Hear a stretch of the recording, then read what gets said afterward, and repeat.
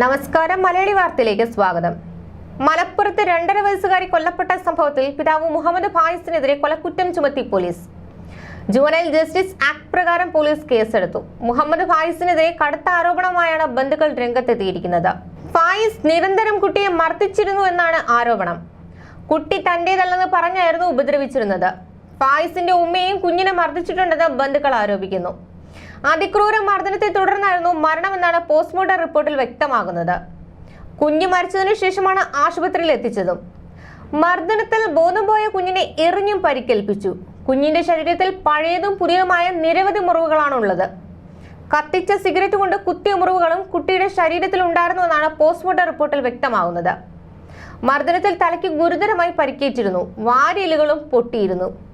തലയിൽ രക്തം കെട്ടിക്കിടക്കുന്ന നിലയിലാണ്. മർദ്ദനമേറ്റപ്പോൾ കുഞ്ഞിന്റെ തലയിലുണ്ടായ രക്തസ്രാവമാണ് മരണകാരണമെന്നും പോസ്റ്റ്മോർട്ടം റിപ്പോർട്ടിൽ വ്യക്തമാകുന്നു. മർദ്ദനത്തെപ്പറ്റി പരാതി പറഞ്ഞിട്ട് പോലീസ് കേസെടുത്തില്ലെന്ന് മുത്തശ്ശി റംലത്ത് വെളിപ്പെടുത്തി. മർദ്ദനമേറ്റതിന്റെ പാടുകൾ പോലീസിനെ കാണിച്ചു. SI പ്രതിയുടെ മുഖത്തടിച്ചു. എന്നാൽ കേസെടുക്കാൻ തയ്യാറായില്ലെന്നും റംലത്ത് പറയുന്നു. പോലീസ് സ്റ്റേഷനിൽ പരാതി പറഞ്ഞതിന്റെ വിവരങ്ങൾ റംലത്തിന്റെ ഡയറി കുറിപ്പിലുണ്ട്. കൊലപാതകം നടന്ന മുഹമ്മദ് ഫായിസിന്റെ വീട് പോലീസ് സീൽ ചെയ്തു. ഭാര്യയുമായുള്ള പ്രശ്നങ്ങളാണ് കുഞ്ഞിനെ മർദ്ദിക്കാൻ കാരണമെന്നാണ് ഇയാൾ പോലീസിന് നൽകിയ മൊഴി. മുഹമ്മദ് ഫായിസിന്റെ ബന്ധുക്കൾക്ക് സംഭവത്തിൽ പങ്കുണ്ടോ എന്നതുൾപ്പെടെ പോലീസ് അന്വേഷിക്കുകയാണ്. കുട്ടിയുടെ തലയിലും നെഞ്ചിലുമേറ്റ പരിക്കാണ് മരണത്തിലേക്ക് നയിച്ചതെന്നാണ് പ്രാഥമിക നിഗമനം. തലയിൽ രക്തം കട്ട പിടിച്ചിരിക്കുകയാണ്. തലച്ചോർ ഇളകിയ നിലയിലായിരുന്നു. വാരിയെല്ല് പൊട്ടിയിട്ടുണ്ടെന്ന് പോസ്റ്റ്മോർട്ടം റിപ്പോർട്ടിൽ വ്യക്തമാകുന്നു. കുട്ടിയുടെ മാതാവും ബന്ധുക്കളുമാണ് ഫായിസിനെതിരെ പരാതി ഉയർത്തിയിരിക്കുന്നത്. കുഞ്ഞിന്റെ തൊണ്ടയിൽ ഭക്ഷണം കുടുങ്ങിയെന്ന് പറഞ്ഞായിരുന്നു ആശുപത്രിയിൽ എത്തിക്കുന്നത്. തുടർന്ന് മരിച്ചു. കുഞ്ഞിന്റെ ദേഹത്ത് മർദ്ദനമേറ്റ പാടുകളുണ്ടെന്ന് ബന്ധുക്കൾ പറഞ്ഞിരുന്നു. കുട്ടിയെ ഫായിസ് കൊലപ്പെടുത്തിയതാണെന്നും ബന്ധുക്കൾ പ്രതികരിച്ചു. അലമാരയിലേക്കും കട്ടിലിലേക്കും കുട്ടിയെ വലിച്ചെറിഞ്ഞു. കുട്ടിയെ പിതാവ് കഴുത്തു ഞെരിച്ച് കൊലപ്പെടുത്തിയതാണെന്നും ബന്ധുക്കൾ ആരോപിച്ചിരുന്നു.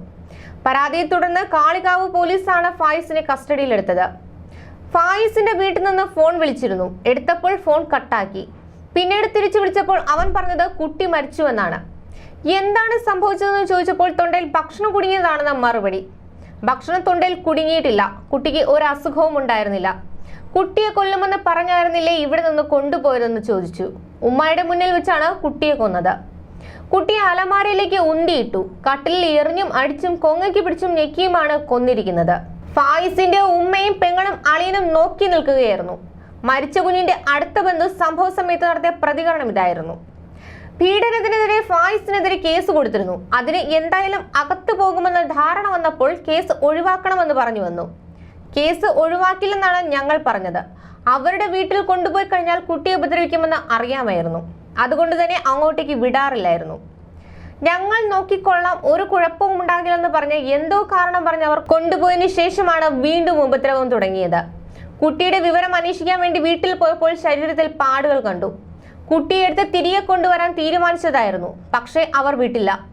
ഞങ്ങളുടെ കുട്ടിയാണ്, ഞങ്ങൾ നോക്കിക്കൊള്ളാമെന്ന് പറഞ്ഞു. പിന്നാലെയാണ് ദാരുണ സംഭവം അരങ്ങേറിയത്. ന്യൂസ് ഡെസ്ക്, മലയാളി വാർത്ത.